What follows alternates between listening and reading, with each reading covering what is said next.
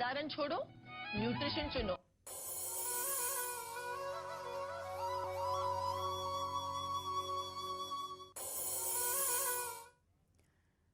नमस्कार, स्वागत है आपका खबर दमदार में। मैं हूं आपके साथ मेनका चौधरी और इस बुलेटिन में सबसे पहले बात करेंगे अयोध्या की दिवाली की, जो कि रामलला वाली है। जी हां, राम की नगरी में दीपोत्सव की शुरुआत हो चुकी है। रामकथा पार्क और राम की पैड़ी में दिए जलाए जा रहे हैं। अयोध्या में इस दिवाली पर एक नया विश्व रिकॉर्ड बनाने की तैयारी है। 3 नवंबर को राम की पैड़ी पर 9,51,000 दिए जलाए जाएंगे। वहीं अयोध्या शहर में अलग अलग जगहों पर 3 लाख दिए जलाए जाएंगे। कुल मिलाकर पूरे अयोध्या में 12 लाख दिए जलेंगे। 3 नवंबर को दीपोत्सव के मुख्य कार्यक्रम में सीएम योगी आदित्यनाथ भी हिस्सा लेंगे।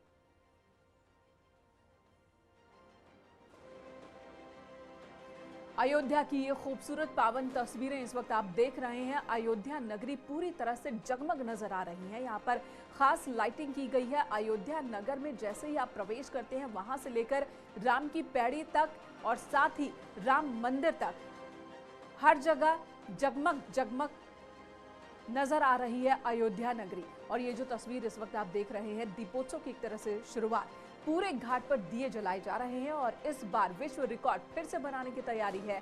हर साल विश्व रिकॉर्ड बनता है दीपोत्सव के मौके पर। अयोध्या नगरी में ये 5वां दीपोत्सव है अयोध्या में 2017 के बाद, और खास तैयारी की गई है।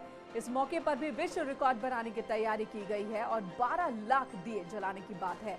अनामिका हमारी सहयोगी इस वक्त अयोध्या से हमारे साथ जुड़ चुकी हैं। अनामिका, अयोध्या की खूबसूरती ऐसी कि देखे ही बनती है और जितना देखे मन को मोह लेती है और ज्यादा देखने का मन होता है। इस वक्त आप किस जगह पर मौजूद हैं और किस तरह से दीपोत्सव की शुरुआत हो रही है?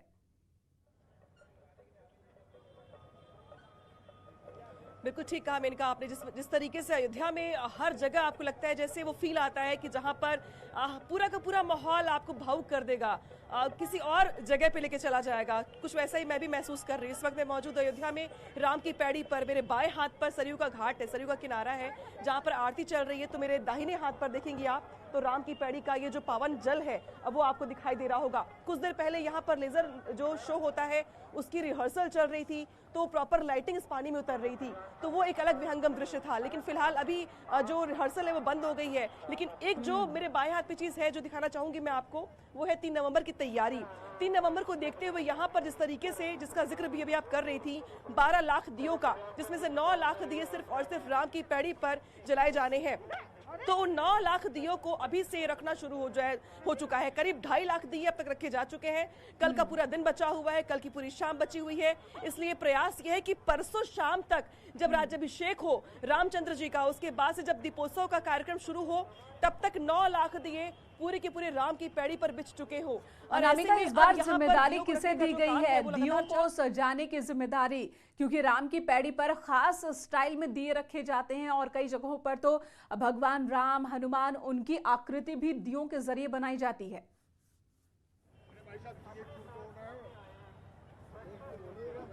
अब बिल्कुल देखिए, 5 सालों से लगातार ये कार्यक्रम हो रहा है। ये 5वां साल है और साल दर साल यहाँ पर दीपों की संख्या बढ़ाई गई और साल दर साल जो टारगेट दिया जाता है यहाँ पर कुम्हारों को या जो बाकी अलग अलग जगहों पर दीपों को बनाने के जो काम दिए जाते हैं एनजीओज को या बाकी लोगों को, उनके लिए भी ये बहुत गर्व की बात होती है, बहुत सुख की अनुभूति होती है कि वो हर साल लाखों लाख दिए तैयार करते हैं। अगर बात की जाए अयोध्या की, तो यहाँ पर करीब 2.5 लाख दिए उन परिवारों ने। और देखिए आप, अब देखिए तस्वीर जो दिखाई दे रही होगी आपको, मेरे दाहिने हाथ पर लेजर लाइट शो होगा। ये देखिए, देख पा रही होगी आपकी किस तरीके से जो लाइटिंग है जब सामने जलाई जाती है तो वो लेजर शो रोशनी के तौर पर जब पानी में उतरता है, राम की पैड़ी पर उतरता है, तो दृश्य किस तरीके का होता है। जो जिक्र अभी आप कर रही थी दियों का, तो यहाँ पर कुम्हारों के जो 45 परिवार है, वो पूरे 45 परिवार मिलकर कुल 2.5-3 लाख दिए तैयार करते हैं, जो एक ही परिवार के और इर्द गिर्द ही रहते हैं। जो यहाँ के कुम्हार खास तौर पर दीपोत्सव के मौके पर यहाँ पर दान करते हैं, यानी कि राम की पैड़ी के लिए तैयार करते हैं। इसके अलावा अलग अलग जगहों से भी बहुत सारे लोग ऐसे हैं जो अपनी ओर से दीप दान करते हैं। तो ऐसे करके 9 लाख दिए राम की पैड़ी पर जलाए जाने हैं। वो काम पूरा लगभग हो चुका है। और इस बार खास ये भी है कि राम कथा पार्क, जहां पर राज्याभिषेक होता है भगवान रामचंद्र का, उसके लिए भी बड़े बड़े कलाकार बुलाए गए हैं, ताकि भजन संध्या से लेकर के जो रामलीला का मंचन होता है वो भी बेहद खूबसूरत हो, क्योंकि इस बार जिस तरीके से अगर बात की जाए तो रामलीला की टीम बुलाई गई है जनकपुर से, नेपाल के जनकपुर के मिथिला से अगर बात की जाए तो वहां से बुलाया गया है इस टीम को। और प्रयास और बिल्कुल अनामिका बहुत खास तैयारी रामकथा पार्क में भी की गई है। राजीव हमारे सहयोगी वहां से जुड़ गए हैं, उनका भी रुख कर लेते हैं। राजीव, क्या तैयारी है और यहाँ पर कार्यक्रम की जो इस वक्त तस्वीरें देखने को मिल रही हैं वो क्या हो रहा है वहां? देखिए, ये इस वक्त मैं रामकथा पार्क में खड़ा हूं, जहां आप देख सकते हैं कि जो आज से अयोध्या में दीपोत्सव का शुभारंभ हुआ है, उस मौके पर जो सांस्कृतिक कार्यक्रम है वो शुरू हो चुके हैं। और यहाँ पर आप देख रहे हैं कि हजारों की संख्या में जो राम भक्त श्रद्धालु हैं वो लगातार पहुंच रहे हैं, क्योंकि ये कार्यक्रम अब से कुछ देर पहले शुरू हुआ है। और अब इस कार्यक्रम के बाद अब से कुछ देर बाद देश के मशहूर भजन गायक अनूप जलोटा का एक शो होगा। ये वही कार्यक्रम स्थल है जहां पर दीपोत्सव से जुड़े सभी कार्यक्रमों का मुख्य आयोजन इसी स्थल पर किया जाएगा। यहीं पर राज्याभिषेक होगा और यहीं पर मुख्यमंत्री योगी आदित्यनाथ अयोध्या के साथ कई बड़ी योजनाओं का लोकार्पण और शिलान्यास भी करेंगे। तो कुल मिलाकर आप देख सकते हैं कि जो अयोध्या में दीपोत्सव का आगाज है वो बेहद दिव्यता और भव्यता के साथ शुरू हो गया है। और यहाँ पर पूरी अयोध्या, चाहे एंट्री पॉइंट से लगाकर रामपेड़ी तक, त्रेता युग की तर्ज पर उसे सजाया गया है। जगह जगह बिल्कुल भव्य तैयारी की गई है अयोध्या में। ये लगातार 5वां साल जब अयोध्या में दिवाली इस स्तर पर इस भव्यता के साथ मनाई जा रही है। और इस दिवाली की एक एक तस्वीर हमारे दर्शक न्यूज़ 18 पर देख सकेंगे इस वक्त। अनामिका और राजीव, आपका बहुत बहुत शुक्रिया। खबरों में आगे बढ़ते हैं। बात समाजवादी पार्टी के अध्यक्ष अखिलेश यादव की करते हैं। जिन्ना वाला उनका बयान जिस पर बवाल मच गया। सीएम योगी आदित्यनाथ ने पलटवार किया। योगी ने हरियाणा के वल्लभगढ़ में कहा कि अखिलेश यादव का बयान बेहद शर्मनाक है। सरदार पटेल से जिन्ना की तुलना करने, सरदार पटेल से जिस तरीके से अखिलेश यादव ने जिन्ना की तुलना की है, देश और प्रदेश से तत्काल माफी मांगनी चाहिए उन्हें, ये कहा सीएम ने। योगी आदित्यनाथ ने लोगों से कहा कि आप लोग जिन्नावादियों से सावधान रहें। जिन्ना समर्थक कभी भी देश के हितैषी नहीं हो सकते।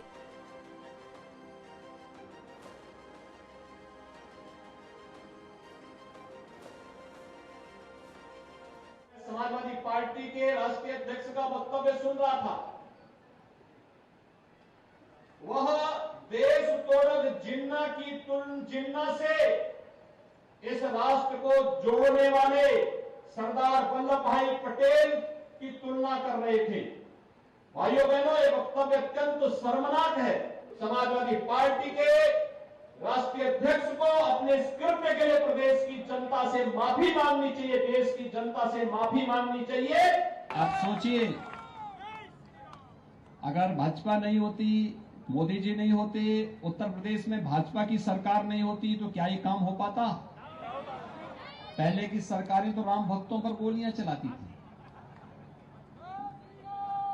ये वही लोग हैं, जाने अनजाने में उनके मुंह से निकल जाता है, यही जिन्नावादी हैं जो राम भक्तों पर गोली चलाते हैं। और जब भी ये जिन्नावादी आएंगे, राम भक्तों पर इसी प्रकार से गोली चलाएंगे। लेकिन अब राम भक्तों पर गोली नहीं चलेगी, अब आतंकवादियों पर गोली चलेगी, देशद्रोहियों पर गोली चलेगी। भारत विरोधी और भारत के नागरिकों पर, निर्दोष नागरिकों पर हमला करने वालों पर गोली चलेगी। उन जिन्नावादियों के चक्कर में आप मत पड़िएगा। जो लोग जिन्ना को अपना आदर्श मानते हैं,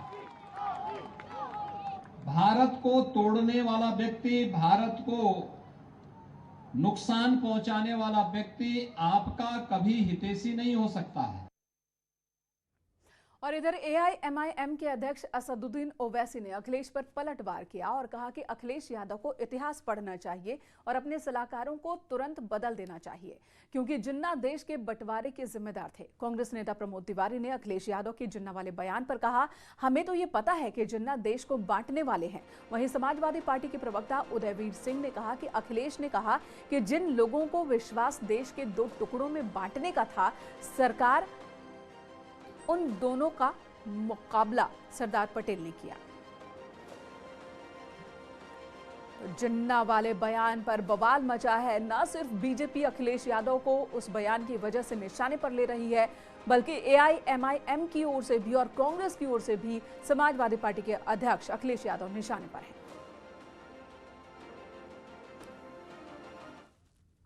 इधर मायावती ने ट्वीट करके कहा कि एसपी मुखिया का बयान सोची समझी रणनीति है। ये एसपी बीजेपी की मिलीभगत है, दोनों पार्टियों की अंदरूनी मिलीभगत हो सकती है, ये कहना है मायावती का। यूपी चुनाव में माहौल खराब करने की ये कोशिश है, ये कह रही हैं बीएसपी अध्यक्ष मायावती।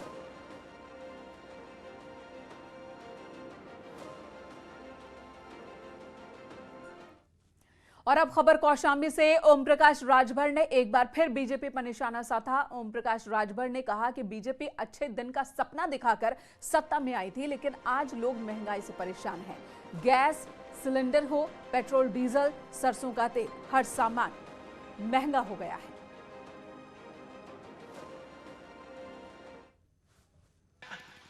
जब बुरा दिन रहा तब गैस सिलेंडर 400 रुपया में भरा जाता रहा। अब तक अच्छा दिन आ गया, अब तक 200-300 में हुई। अब 1000। सरसों का तेल जब बुरा दिन रहा तब 50 रुपया किलो रहा। अब अच्छा दिन आ गया, 200 रुपया हो गया।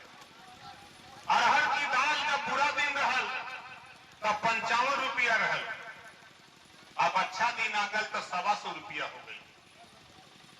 जवन पेट्रोल 60 रुपया लीटर रहा, अब अच्छा दिन आ गया तो 100 पार हो गया।